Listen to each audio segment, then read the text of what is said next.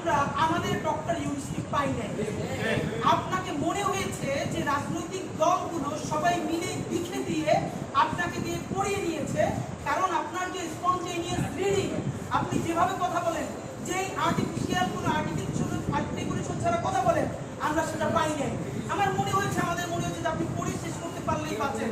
আপনাদেরকে প্রথমে বলতে চাই, এই যে রাজনৈতিক দলগুলো আছে, আপনারা তো এই ঘোষণাপত্র বারবার দেখেছেন।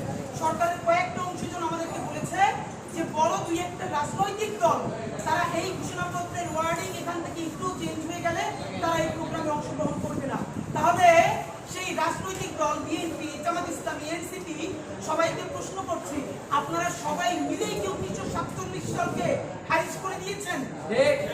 দুইজনের উত্তর দিতে হবে। ডক্টর ইউনূস সাহেব, আপনাকে বলতে হবে দীর্ঘ 200 বছরের লড়াই, সেই 200 বছরের কতগুলো ইভেন্ট, সেই পলাশী থেকে শুরু করে আমাদের সেই সিপাহী বিপ্লব, এরপর আমাদের কত কর্তা সত্তা, আমাদের কত জীবন, আমাদের পূর্বপুরুষ গাছের সাথে ফাঁসিতে ঝুলেছে এই আজাদির জন্য। আমাদের মঙ্গল পান্ডেরা, হাজী শরীয়তুল্লাহ, আমাদের তিতুমির, আবিসিয়া রজবাড়ি, তাদের রক্ত ঝরেছে। তার স্বীকৃতি আপনারা এখানে শুরু করেছেন শুধু এটা বলে যে যেহেতু উপনিবেশবাদী লড়াইয়ের সুদীর্ঘকালের ধারাবাহিকতা, এই যে উপনিবেশবাদী লড়াইয়ের সুদীর্ঘকালের ধারাবাহিকতা, এই ধারাবাহিকতা থেকে যে একটা রাষ্ট্র বাসনার প্রথম অর্জন আমাদের 1947, সেই 47-এর কে বিরোধিতা করেছে? শেখ মুজিব করেছে। 71-এর যারা আমাদের হিরো, তারাও কি 1947 সালে রাষ্ট্রের কেউ বিরোধিতা করেছে?